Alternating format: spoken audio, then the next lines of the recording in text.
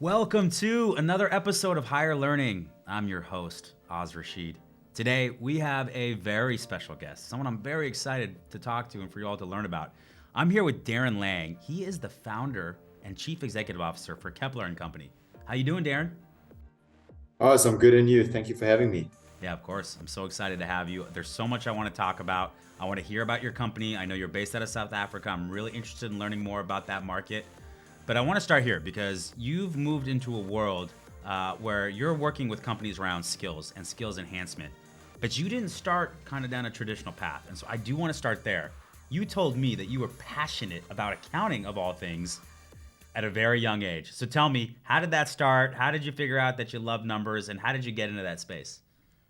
Yes, so when I finished school, I was told by my accounting teacher, "You're good at accounts, study accounts at university." And so I listened. I didn't actually want to study anything else. I was good at it and I enjoyed it. And it was also a trajectory which I wanted to follow because I came to believe that this was the way to create and build, and if I want to call it manufacture, a place for myself in the business world and also to be successful. That was the notion.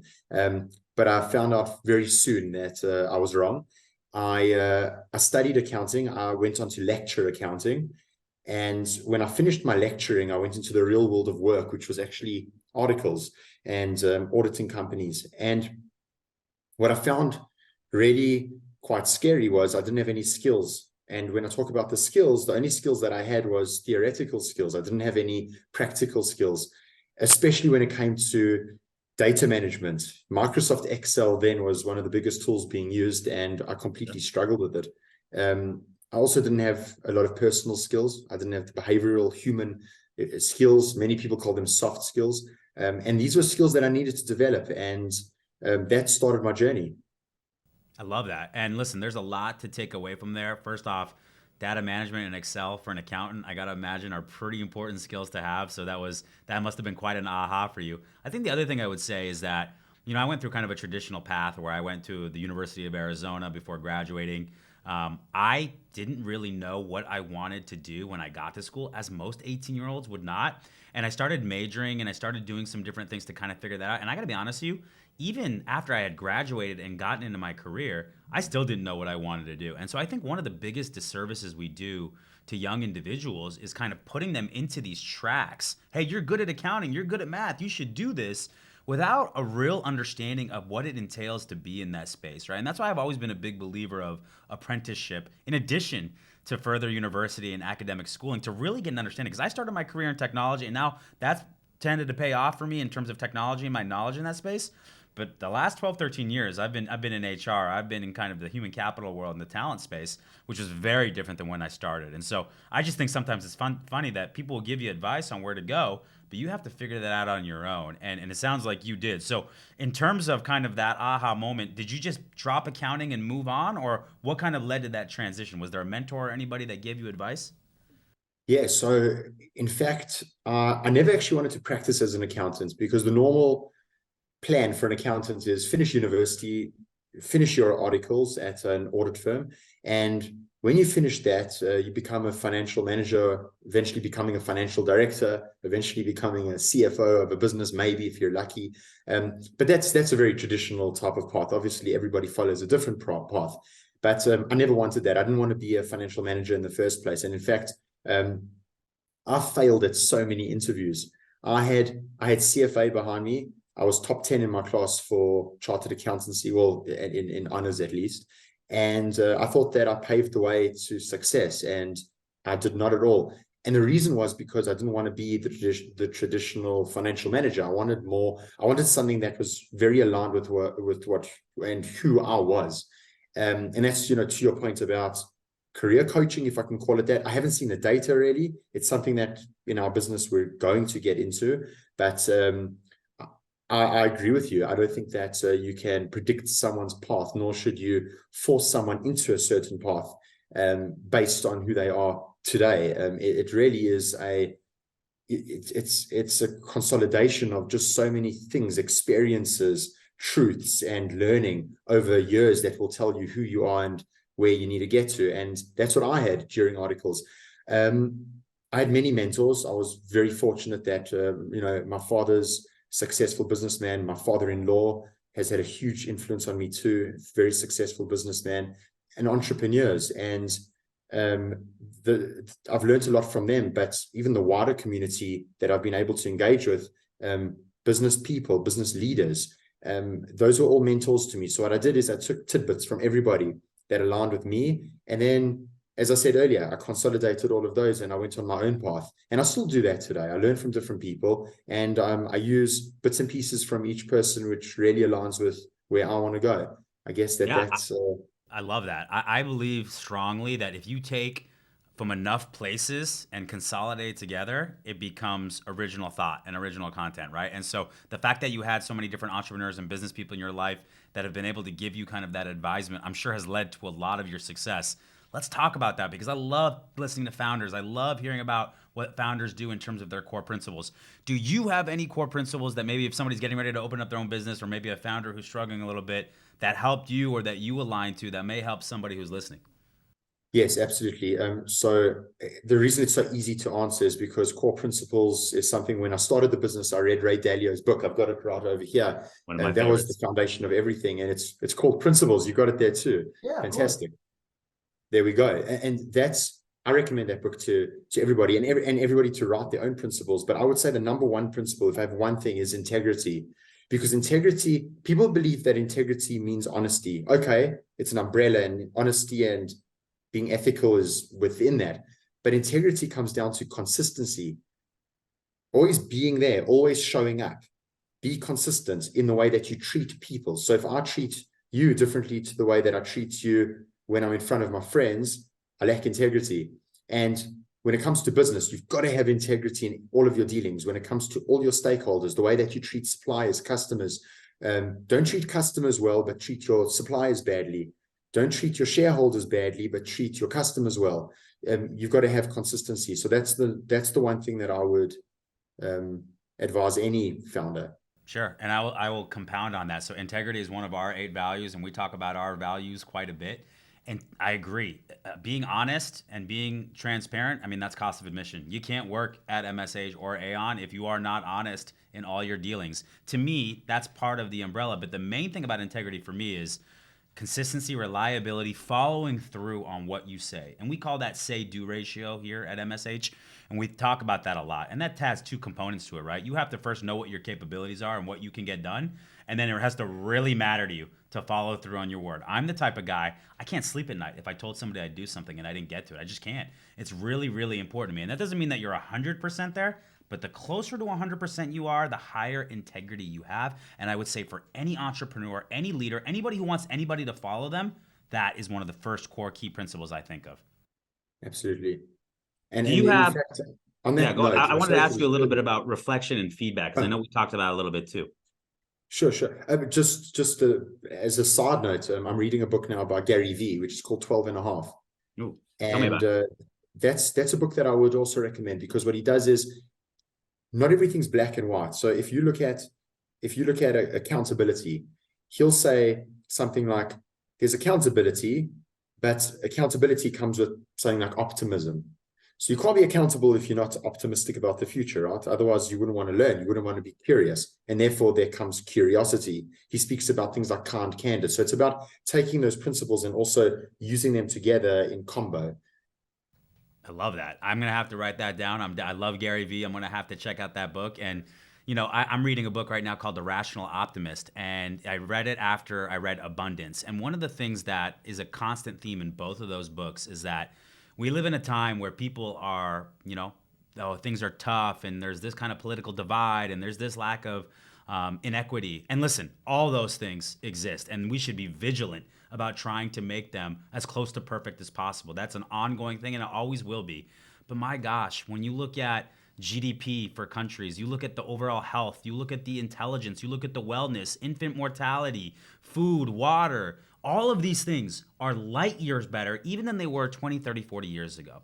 And yet what we see on the news tends to not focus on that. And so going back to kind of founders and core principles, I really believe that rational optimism is what you have to be, right? Again, it's if you want to lead people, you have to believe in them. You have to believe in the future, and you have to believe in your ability to impact the future. And so I totally agree with you on that. The accountability aspect of what you said, I think, is so important, but also that optimism of what's to come. You have to be able to get up out of bed that day, no matter how tough it's been, and be ready to fight again. And I just think that's such a key trait of all founders and entrepreneurs I know that are successful. Absolutely. Absolutely. I love it. So let's talk about Kepler & Co. because I know you are passionate about getting the skills of tomorrow for the jobs of today.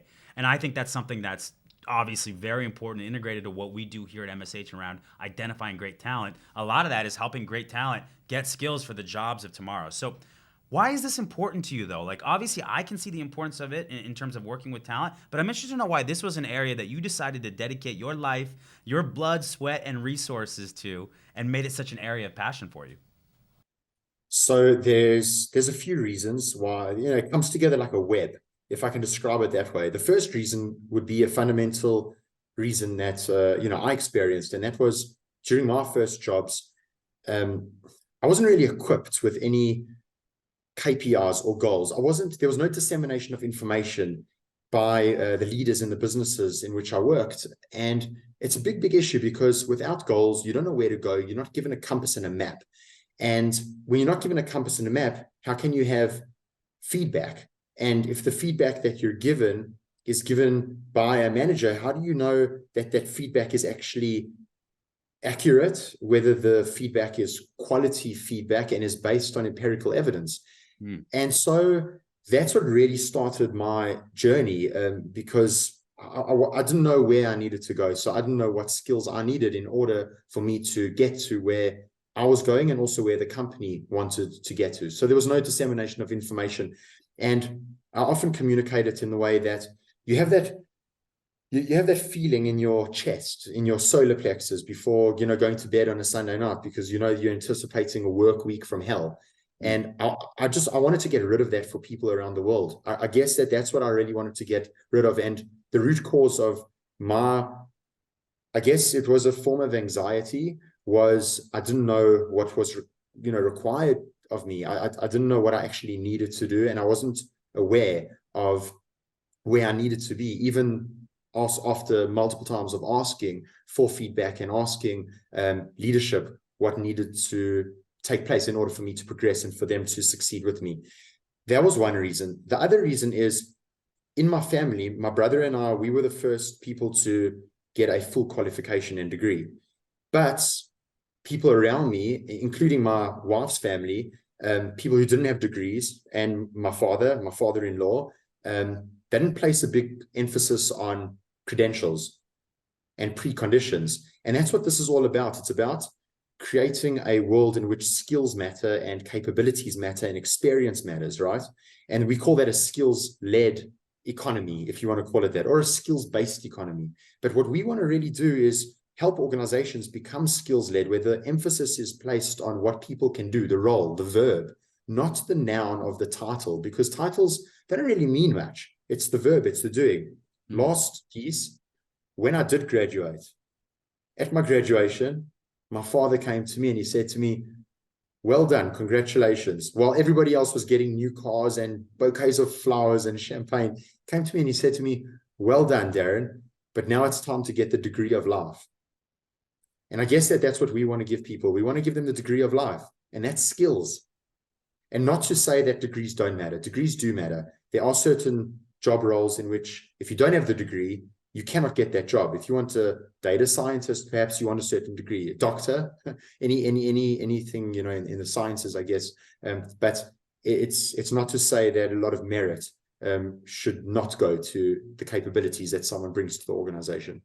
Well, quite frankly, you need both. I mean, I definitely in specialization areas like medical degrees and law degrees, super important to have a certain level of criteria that you have passed so that people can have credibility in your ability to perform that service, because there's a lot on the line, whether it be somebody's health or somebody's financial or criminal type endeavors, whatever it may be. You need to know that you have somebody that's gone through and understands things from A to Z. At the same time, you always need to be compounding skills on top of that. And it's not just those technical skills that matter, it's those life skills, it's those behavioral skills that also are usually the difference between you being a great success in your role and not. So I think that's a great call out on your part.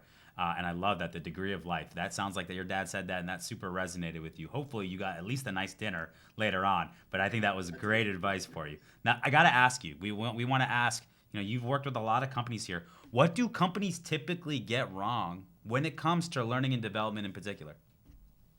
Great. So what we've seen with businesses, firstly, is there's many things that companies get wrong, but there's also many things that they get right, and they must be also, awarded for that. People are slow to compliment, I guess, and very quick to criticize. But let's speak about the criticism now, because it does matter, and it's good for companies to reflect on. So the first thing that we see, I would say, is they want to try get everything perfect. So a very, very good example is I was sitting in a lecture once, and one of the delegates, who was a head of learning from a business in the UK, he put up there his hand and he said, we haven't gotten the definition or the difference in definition between a skill and a competency. So we cannot embed a skills competency framework into our business just yet. To which the moderator and the lecturer said, who cares? Get started. And it's not that a competency it's not that the definition doesn't matter. What matters is that you do get started with something. And I think that that's maybe it plays into people's risk aversion, that they want things to be perfect first, and they feel that they'll fail. They're scared that they're going to mess something up in the organization. But doing something is better than doing nothing. And when you haven't equipped your workforce with knowing what's expected of them, it's far worse than starting and at least crowdsourcing the skills, using some sort of skill analysis framework, just doing something. So that's the first thing, is just not getting started and trying to aim for perfection. The next thing is also serving irrelevant content. So by serving irrelevant content, what I mean by that is you dump content on your workforce just because they told you that they need it, or because you believe that they need it, right? But what really is the way to map content? And that should be based on priority of the content. So is it relevant, but also, is this person using this skill on a daily basis, monthly basis, weekly basis, or are they coaching it? Do they need to teach, or do they need a review? So you need to understand that. And then the next thing is also proficiency. How proficient are they in the skill already? So a very good example is Microsoft Excel. Because now if you're giving someone an intermediate course who maybe should be on basic first, perhaps you're wasting company money, you're wasting budget. Put them on the intermediate course next year or after a few months, but really be strategic about it. And the best way to do that is with a skills analysis, because then you can map it correctly, right? It's not just about searching for keywords on certain content aggregation sites and looking for content. That's not the way to learn. I think also a big mistake that they tend to make is long form courses. But then again, I don't want to speak about content curation and instructional design too much, but also just understanding your audience and the time that they spend at their desk, the time that they actually have to learn. There's no reason to serve people with hours and hours and hours of content when they can't get through it. And then that's part of their KPIs and their goal to get through it. Another mistake is learning doesn't mean it's going to solve your problems. So a very, very good example is there's a company that runs learning for certain call centers. And what they do is when there's perhaps a glitch in KPIs being met. So if your goal is 10 and you reach 8, they send you learning. But that's not how you solve the gap of 2, right? So I think that's another big mistake that we see. And then lastly, I mean, there's quite a few that we do see, but one other big mistake that we've encountered with clients is there's no common skills language and there's no common learning language, if I can call it that. So there's a lack of horizontal integration. What I mean by that is there's a lot of siloed departments and there's a lot of isolation of metrics and goal dissemination. So the marketing department doesn't actually know what revenue is doing. Finance doesn't really know what the sales department's doing or really what the business does, right? And the reason is nothing's tracked to purpose. Nothing's aligned with the purpose, right? You spoke about Peter Drucker to me when we first met. You said, culture eats, what do you say? Culture eats, profit for Strategy breakfast. for breakfast. Yeah. Exactly. And if the business isn't centered around the product and the people and the purpose, then nothing's really happening. So we do see that in learning a lot, where there's so many platforms in the business, there's no common skills language in the business, and one department's doing something on their own, where another department's doing something with two other departments, and it's one big balagan, as we can say. I love that. And listen, I know you said at the beginning that companies are doing some things right, but it sure sounds like they're doing a hell of a lot of things wrong. And so, if that's the case, I would welcome you to look up Kepler and Company, look at what you're doing. I know I'm certainly going to do that because there's a lot of opportunity for growth and learning and development. And I'm excited to get into the hiring. We'll do that in a minute. I want to ask you one more thing. All right, before we get into the hiring questions, I want to ask you a little bit about where you're based in South Africa. I know very little about that market from a business, entrepreneurship, and innovation perspective. So, what can you tell me about your experience there and what you've seen? Great. So I'm not an expert at all when it comes to VC or investments. I'm not. I only know what I know from the VCs who backed us, one being Launch Africa. They're very big in Africa. They've done very well because they've taken the entrepreneur and they've said, we'll back you. They don't say, where's your lead investor or too much risk. There are cases where there's risk and they don't get involved. But I mean, they've got north of 130 portfolio companies. That's great, but far and few between. You don't get a lot of VCs in South Africa who are investing in South African businesses. So the reason I'm telling you this is because it's very much a double-edged sword, the way that I see it here. It's very entrepreneurial in South Africa, which is fantastic. You've got so many startups, and there's a place for startups. It's welcomed. You see many young people sitting, and not, I shouldn't say young people, old people too, sitting at coffee shops, starting their businesses, right? But that doesn't necessarily mean that they're going to get funded, no matter how good the idea is. Firstly, a lot of investors from offshore investors don't want to invest in South Africa for multiple reasons. Our infrastructure isn't looking good at the moment, and also the electricity and power problem, it's avalanched into something quite big. But that's not the main concern. The main concern is that a lot of VCs run away from the opportunities in South Africa because they want someone else to share the risk with them. So from our perspective, you don't really see venture capital in South Africa, although a lot of players profess to be venture capitalists. They've private equity. They're private equity. They don't have the risk appetite that VCs do. And so it's very, very hard to find funding if you're a young South African startup. The talent here is unbelievable. The tech talent in South Africa is absolutely amazing. We've got an incredible team. Our team is based in South Africa and the UK, and our South African team is on a different level. They are proficient. They're unbelievable. Many of whom are homeschooled. They don't even have a degree in back-end dev or engineering. They're very good, and multiply that. It's you can really take that, and it's a sample of a huge population of brilliance. And it's a big pity. So there's a really good article that was put out a few weeks ago where they speak about Naspers. Naspers was actually partly owned by Tencent, and Naspers pulled out of, well, at least their private equity venture capital fund, Naspers. So they're a corporate venture capital fund, right? Yeah. They pulled out. It was about 1.5 billion rand, Oh, no. if I'm not mistaken. I think it was 1.5 billion rand. They pulled out, and that's not a good, that's not good news for South Africa. It's not a good perception of the market here. But having said that, there's a lot of opportunity. Unfortunately, there aren't many unicorns in South Africa. If you ask, there was an article that spoke about when they asked ChatGPT how many unicorns are there in South Africa, tech unicorns, and I think it said none, something like that. There are unicorns, but not new tech unicorns. A lot of businesses are domiciled offshore. We're domiciled offshore.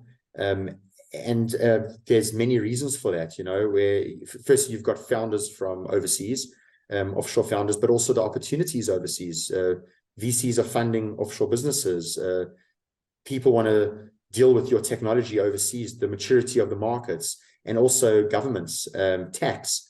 There are a few incentives here, but not like the UK where you get a R&D tax credit, Sure. It sounds like an underserved market. I mean, maybe there's some VCs listening to this that can see that there's some opportunity there. And you're absolutely right. I mean, you're really going to be able to, if you can find the next emerging market, if you can find the next area where there's top talent and take on maybe some of that infrastructure risk, the upside sounds like it's tremendous. Now, one of the things that I've seen is that some of the tech accelerators like YC, High Alpha, Techstars, their amount of international applicants and companies that they bring into the portfolio for each class and session is at a higher basis than it's ever been. So I do see the international growth there. Obviously, a company like Atlassian that was wildly successful, that started in Australia, really helped that market boom in terms of looking at that as an underserved market that maybe is probably getting more capital and opportunity now than ever before. I think that that's probably on the way for South Africa. I think it just has to go through some revolutions, and maybe some smart investors are going to see what you see in terms of the talent on the ground and the opportunity and say that this is a good place, that if we're going to spend our powder, that this is where we want it to be. So hopefully somebody's listening to this and then they can take that idea and run with it, because it sounds like the market deserves it. It deserves the opportunity to thrive like we see in the UK, like we see in Silicon Valley and other places here in the US, Australia, whatever it may be. So love that. Great answer, and very informative for those who just don't have a ton of exposure to that part of the world. Now, we got to talk about my obsession. We got to talk about hiring. And I got to be honest with you, I'm so excited to ask you this, because typically most people I talk to when it comes to hiring, they're looking at things from a static perspective, right? When this person sits down in front of me, this is what I'm getting. And yet you have an entire company based off the idea that we can give people skills and develop them. So you might be looking for something a little bit different when it comes to the people sitting in front of you and what their max potential can eventually be if they get the right L&D, which we know they do at your company. So let's start here. Overall interviewing, hiring philosophy that you use at Kepler and Company for anybody that you bring in. Great. So the first thing is I never look at a CV. I don't look at a CV unless I really need to. I don't base my judgment off a CV or off. I also never go to social media. So those are just side notes. I don't go to social media and try to review the person. I love referrals. I love working with people who've worked with people I know. Or interviewing people at least. And I know that sounds like a little bit of an echo chamber, but it mitigates quite a bit of risk. Sure. What we've followed at Kepler, which has worked quite well, is the Amazonian. It's an Amazonian methodology, which we picked up from Bizonomics. It's freely available. You mean the company in Seattle, not the rainforest in South America? I'm assuming. Correct. Exactly. Just making sure. we don't put them through any tasks in the Amazon rainforest, or make them that's actually not a bad idea. Maybe we should think about that. Go ahead though. Exactly. So it's very Amazonian, and the way that we've implemented is as follows. So one person who has the job spec, so let's say it's our head of product who needs to hire a full stack developer. What that person will do, our head of product, she'll create a job spec. This is what needs to be fulfilled. She'll define also who's going to be interviewing so-called person that's succeeded on the first round interview with her. Let's just say that we've passed that. She'll identify who's going to be interviewing them, send them the job spec. So if it's our head of success, me, and let's say our marketing person. Can you see that what I've said? Have you noticed what I've said is people are going to be interviewing a full stack developer who have nothing to do with product. Mm-hmm. Me, even though I do have something to do with product, I'm CEO and I'm running more of the sales arm, marketing arm, success arm, but I'm still going to interview this person predominantly on culture fit. Head of marketing, head of success are going to interview them in their own way, but each of us interview this person, and then we sit in a room together once everybody's interviewed, and then we discuss our findings. We don't give immediate feedback after every interview session. And what we found is that it becomes very unbiased, and also you're getting people from different parts of the business keeping you honest, that making sure that you're not hiring just because you're desperate to hire, making sure, especially from our side, making sure that the person's a culture fit, making sure that they understand why culture is so important for one to get a position in our business and alignment. So we take that very, very seriously. And then most importantly, we focus heavily on skills. Does the person have the skills? Now, there's actually a grid, and this is not my grid. It was taught to me by, and I cannot remember his name, it was Jeff someone. I'll get the name for you. It was Jeff someone. He had something to do with the rugby team in New Zealand or Australia. Jeff Levy, that was his name, Jeff Levy. He once gave us a lecture, and thank you, Jeff, if you're listening, where he spoke about culture. So if you have an X and Y axis, so you've got your X axis and you've got your Y axis. Let's put culture on the X axis, and on the Y axis, put experience, right? And therefore, now you can split the grid into four.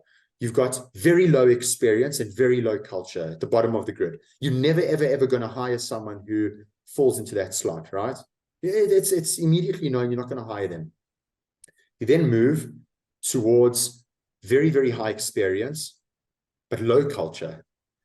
Once again, don't hire that person, because if they're not a culture fit from the beginning, they're not going to be a culture fit. And Netflix, read, if I'm not mistaken. No Rules, Rules. I already know where you're going with it. Amazing book. Yeah. Well, Mark Randolph, I think, or Reid Hoffman, they both. Anyway, they refer to them as brilliant jerks. I think it's actually not Reid Hoffman. He's from LinkedIn. Reed Hastings. If you're just gonna keep naming books, I'm just gonna keep pulling them out of the library. You're talking about this one. There you go. Love it. And our culture deck is, built a lot on the Netflix culture, as hard as it is. But they call them brilliant jerks, where they got such a low culture fit but such high experience. Who cares? A rotten apple's going to kill your team. But then you look at very, very high culture fit, or at least culture alignment. And then you get the two different options of, two different scenarios, one where there's low experience and one where there's high experience. High experience, you're going to hire, because high culture fit, high experience, great, absolutely fantastic. But someone who's got the low experience, then you've got to make the choice. Do we have the capacity to train that person? Or does this role need high experience? Or are we willing to have someone who will learn on the job? And that's where we make our decisions. So everything's centered around culture. Everything's centered around meritocracy, where just because I, as CEO, for example, want to make a hire, it doesn't mean that I can go ahead with it just because of my title. And last one is, we don't hire based on those titles. We hire based on those skills. Yeah, I love that. So, Jackie, first thing is, can you go on LinkedIn and look up Jeff someone for us? Because I want to get him on the podcast. I think it's Jeff Levy, actually, now that you mentioned it. GEOFFLEVY. I'm kidding. I just love that you called him Jeff someone, but he sounds like he's got a lot to bring to the table. So I love that. What you said about the CV is something that I've actually been doing for a long time. And what I do is, typically there's somebody who's interviewing before me. And so I'll ask, what do you like about their work experience? Like, what stands out to you about that? So I have some sort of baseline knowledge, but I'm not looking at the resume, as I've said a bunch of times. Fuck the resume. It's what kills meritocratic hiring. It's what creates the most biases for us. And so really what we are trying to build from a software perspective and from our hiring process in terms of the services we offer to our clients is getting away from those biases that come from a CV and looking at how the person aligns with what you want out of the role. And so much of that, to your point, is behavioral and culture. And you're not going to get that on a resume. You're not going to get that in their little skills box. You're going to get that by walking them through interviews, by going through scenarios, by getting to know what motivates them and what's important to them. And you can really only do that in these interview sessions when you're diving in. And even then, I would say that's a flawed process to a degree, because you're never going to know 100% about somebody when they get into the actual seat. But it's the best we've got, and it's something that I think is super, super important, and you hit it right on the head. You can train for aptitude. You cannot train on attitude and what is important to your company from a culture perspective. So let me ask you just one important part, which I completely forgot out, is assessments. Assessments are important to us because it really gauges the proficiency. And using Kepler, that's our tool, we're able to gauge the starting point of where their skills actually are. So everybody goes through Kepler in one way or another, and we're able to really form a foundation of where they are today. And that's really helped us in a big, big way. So Kepler for hiring is absolutely next on the roadmap. Oh, I love that. We got to talk about that more. All right, let me ask you, do you got a favorite question that you like to ask in your interviews? Yes. My favorite question that I ask is, do you read? And if you are reading, if they answer yes, then I ask what they're reading. It gives me a lot of information about the person, their mindset, what they're thinking, and how they think, and also what they enjoy. No answer is a wrong answer. The wrong answer for me would be I don't read, or I read articles, the paper. I don't like that. I love people who are curious, even if it takes them a year to read a book. But I want someone who's curious. But it elicits incredible information about someone, especially once you know what book they're reading. So I'd love to tell you what I'm reading right now. I'll answer the question. I'm reading The Rational Optimist. I'm reading Setting the Table by Danny Mayer. It's one of the best business books I've ever read. You wouldn't expect that from a restaurateur, but I absolutely loved it. And I'm just starting a book called Range by Mr. Epstein. I'm gonna have to look at what his first name is. David Epstein, maybe. Haven't started it yet, but I heard about it on a podcast by somebody who was in a VC who recommended it. So those are 3 books that I'm looking into, and it sounds like you're reading Gary Vee's book. Anything else on your plate right now, or? Yeah, I read. I love the fact that you read multiple books. There are not many people. In fact, I put a post out about it a while ago. I got quite a bit of feedback, but I'm reading Bill Bryson on the body. I'm reading Gary Vee. I'm reading. This is a great one. Is Beyond Order by Jordan Peterson. A bit controversial. I know a lot of people don't like Jordan Peterson. And then I'm reading a book on flow by Stephen Kotler also, which has been absolutely fantastic. What's the name of the book? Because I'm really into getting into the flow state. What is that? It is called The Art of Impossible. The Art of Impossible. Yeah, I went blank for a moment. Art of Impossible. Just a couple of book guys nerding out here, huh? I got to say one thing that you said that I think is important, because I do read multiple books at one time, and I want to give a bit of advice that I think is really, really important. If you are reading a book and you don't like the book, put it down. Do not have this unnecessary need to finish books that are not doing it for you, or that are repeating the same subjects over and over and over again. It will kill your love of reading. Now, I've been fortunate in the way that I curate the books that I choose to read, that fortunately I've been able to have a high hit rate where I don't do that very often, but I also don't feel any type of commitment to making sure that I get through the entire 600 pages. If I'm not feeling it, it doesn't excite me to go to the book. And so that was something that I think a lot of people get caught in that trap of like, oh God, it's drudgery, I gotta finish it now. I don't believe that. I wouldn't recommend that. And I think that's gonna kill your love for reading and being curious. What do you think about that? I love that. I think that's a great tip, because I've done that before and it brings zero joy, and it doesn't make you better. It just is a waste of time, and you actually start to not enjoy it. You know, you start to resent your reading time. Jordan Peterson recommended a book called The Gulag Archipelago. I've got it here. I had to put it down. It was too complex for me. I got to be honest. I enjoyed it because I learned a lot, and the empathy that I had to bring was a lot, because it's a very, very harsh book, but it was too long for me and I wasn't enjoying it. So I put that down. One tip from our side, if you don't mind, what I do with books, and you may think I'm crazy, is I highlight and I mark off parts where I know that I'll use them in the future, even if it's 2-3 years down the line. So if you look at my bookshelf here, I've got bookmarks all over the place. I've got flags all over the place, and I refer to them often. And as I can see, you're the same, right? Yep. So if you look here, and when I get into it, I start to put in notes, and we've completely gone off topic here, but that's fine. I'm the same way, because I'm not going to usually reread a book, but what I will do is I'll go back and read the highlighted parts that stood out and resonated to me. And quite frankly, so much of the stuff I read, I try to implement pretty quickly into my company, into my day-to-day, into my routine, because that's why I'm reading. For me, it's like nutrition at the end of the day. Like, I'm learning. I don't read fiction at all. I'm reading to get something out of it. And my first thing I'm thinking about when I'm reading is, how does this apply to me? How can I make this work for me, my business, and my company? I love that. We got to get back on track, though. We got to get back on hiring. So I got to ask you, do you got a memorable hiring experience? Maybe somebody gave you a bad book recommendation, but is there any hiring interview that stands out to you? Either you were interviewing or somebody was interviewing you that resonates in your mind when I ask you for a memorable experience? Yeah, I've got a few. One is, I'll speak about a personal one. When I was being interviewed, when I spoke earlier about failing in my first interviews, I went to go interview for one of the largest commodity traders in the world. That was the first, it was the first place I wanted to work. I just had this thing, I wanted to work for a commodity trader. And I got through the first, if I can call it the first round of interviews. I mean, it was with one of their CEOs at the time of one of the divisions. I got through it, and then I went through to, if I can call it, the second round, and I had an interview with one of the, let's call him the lieutenants, right? And he asked me 3 questions. I can't remember all 3, but I do remember one. One stands out. He said to me, "Where else are you interviewing?" And I said, nowhere. This is where I want to go. And then he said, and what about secondment? And secondment, at that stage, because I was finishing my articles, meant I could go and be an auditor in New York or in Australia or the UK. And I said to him, no, I haven't considered secondment because this is where I want to be. And I thought that would be a very, very good answer.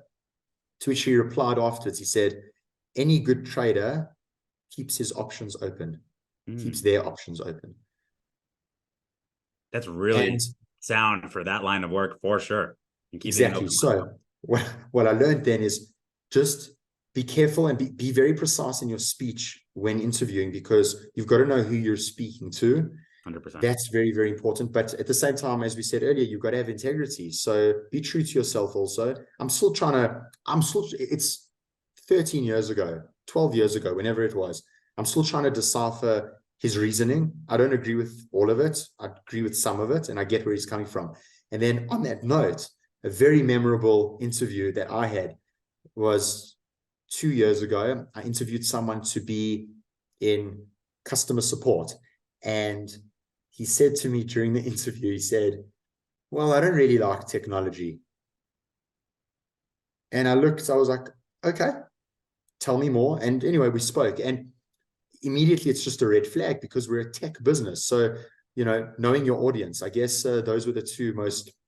And what a wide breadth of something to not like. That's like not liking food. It's like it doesn't make any sense. The technology pervades every aspect of our life. That's crazy.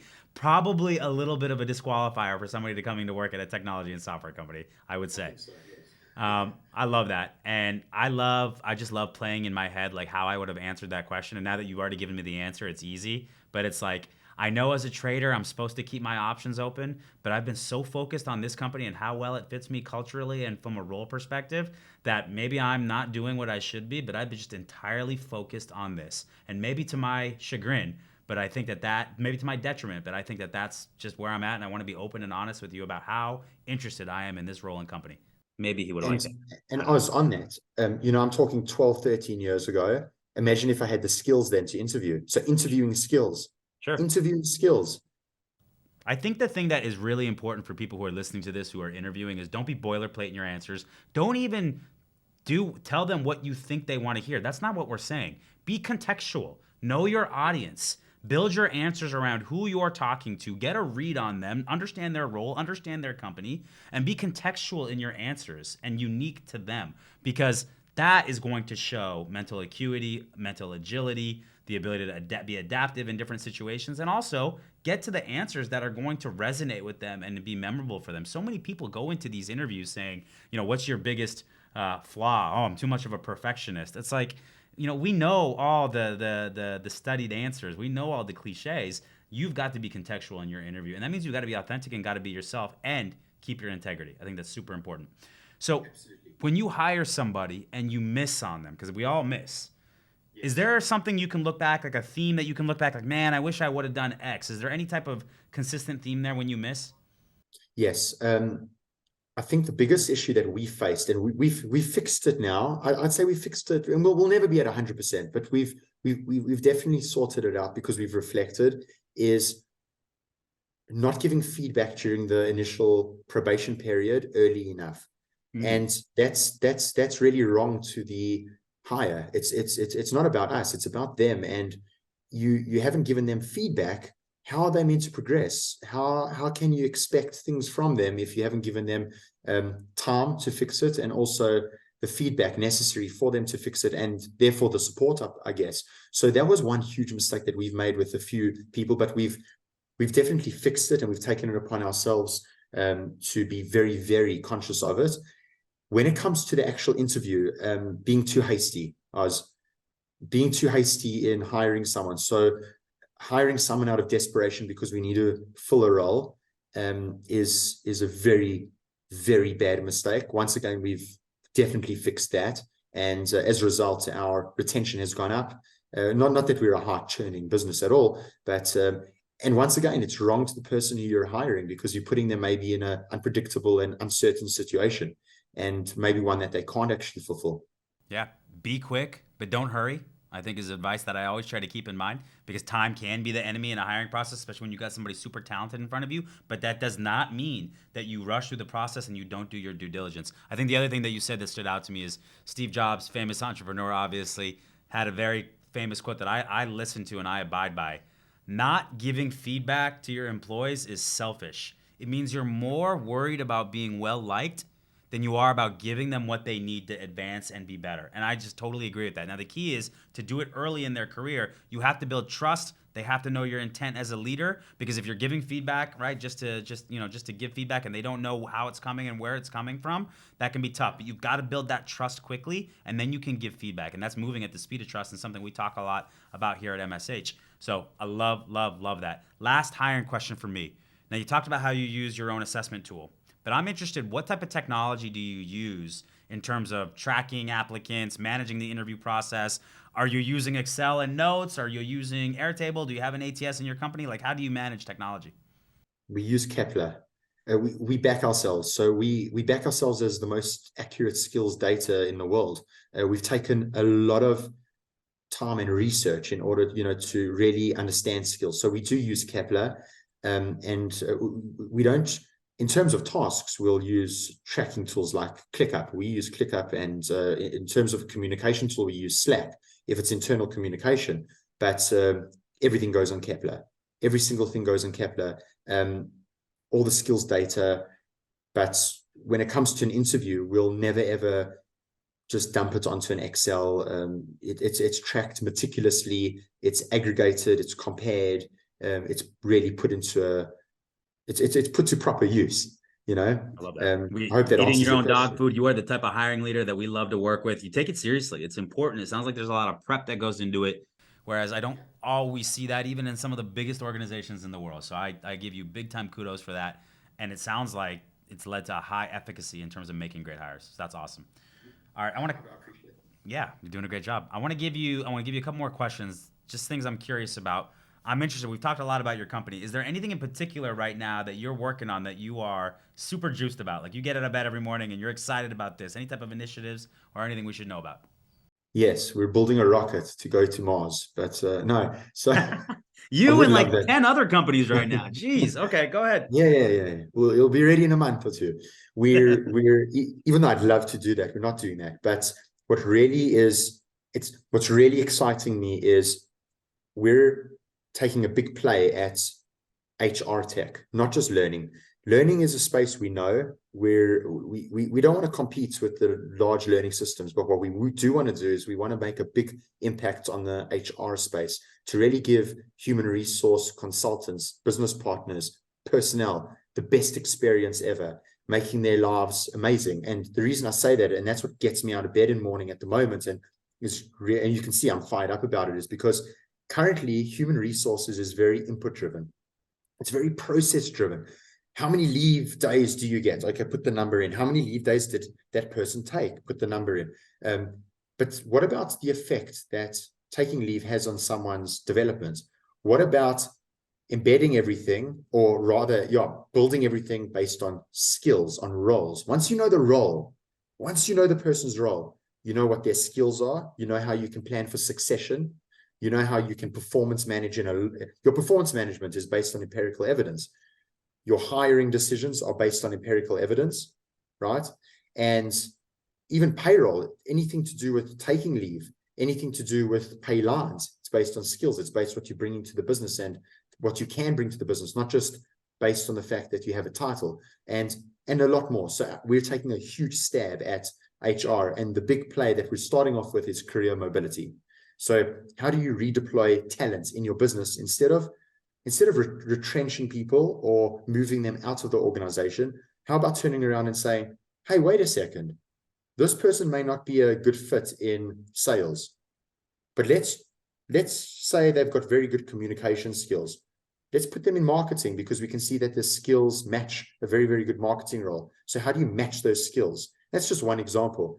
And redeploying your staff is a gift, not only to them, but also to you as a business, for many reasons. And the World Economic Forum actually goes into this in detail. I'm happy to share that report with you too, if you want to have a look. I'd love that. We'd use that in the show notes. I listen. I'm in HR. I have a lot of HR friends. I know there are a lot of people listening to that are saying preach and are excited about what you're saying, and not being so tactical and input driven, and being more strategic is what all HRBPs and more all HR leaders I know want more of, and they want technology that can support that. And as you and I know, that's an area that is woeful in terms of other technologies that I see out there. There's a lot of opportunity there, and you and me and others are trying to really innovate in that space, and it's really exciting. I think that's amazing. I'm so excited to kind of follow along and see what you all do.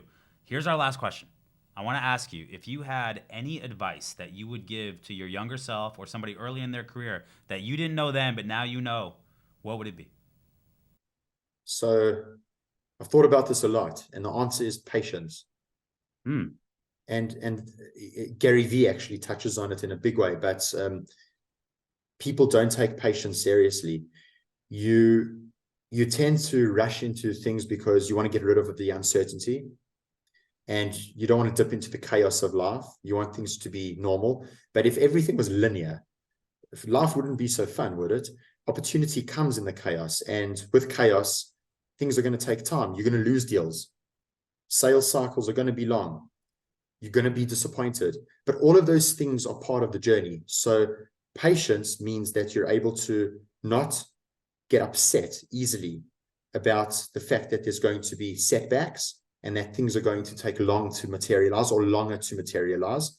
Patience also teaches you that not everything goes according to plan. And chances are, whatever you think the business is now, it's not going to be in the future. I've learned that. And I'm sure I'm going to learn it many, many more times. I want to learn it many more times. But patience, once again, comes back to innovation with optimism. You can't innovate if you're not patient. You don't have to be. The big thing now, I mean, I've got a book here by Reid Hoffman, Blitz Scaling, and that's what everybody thinks that business is. It's just get there first, do it first. Yes, very, very important. Time to value, very, very important for a product-led business. Very, very important. But be patient about it. Lead with quality. You will get there. Keep chipping away. And I think it's a big pity that people don't take patience seriously. They're completely impatient. And you're hearing this from someone who is demanding and completely impatient. So it's taken me a long time to appreciate that value. The qualities that work for us are typically the ones that work against us. I'm also impatient. There's been many times where it served me well, and there's been many times where it hasn't served me well. Yeah. To build on your point for all entrepreneurs and founders out there, I've heard for a long time, I've studied entrepreneurs well before I even was an entrepreneur, and they always say, don't quit, just keep going. And I would always look at it and be like, yeah, okay, that sounds like super cliche, of course. Yeah, just keep going. I will tell you, my advice to everybody listening to this, especially when we go through a year where it's been a fist fight for a lot of companies, including ours, stay in the fight. All right? If you stay in the fight as long as possible, you're going to end up winning. And that means the decisions you make, that means the way you wake up and the mindset you approach it with, that means how you define your strategy to be for the long haul rather than short-term gain. Just stay in the fight, and you're going to weed out so many other people and so many other companies that do not do that and tap out, and they got to step out. And so I would say that advice more this last 12 months has resonated with me than ever. And I would say to all entrepreneurs, don't have imposter syndrome. You didn't get dumb overnight. We all have bad years, good years, whatever it may be. Just stay in the fight. And Right? just to add to that, it's amazing that you say that, because if you stay in the fight, again, your plan may change, but an opportunity will come your way, and and that's when you'll find that opportunity. That's when you'll see it. I love it, Darren. Now, some people are this might get characterized on Apple Podcasts as a book podcast now with all the book conversation we were having, but that's okay. We're here for the people. We want to give knowledge. There's a lot of great recommendations, a lot of great learnings. Darren, I really appreciate you spending some time with us. Thanks for coming on. Thank you for having me, and I absolutely love your work, and keep going. Appreciate it, man. I appreciate that. We'll talk to you again soon. Thanks a lot. Thank you, Oz.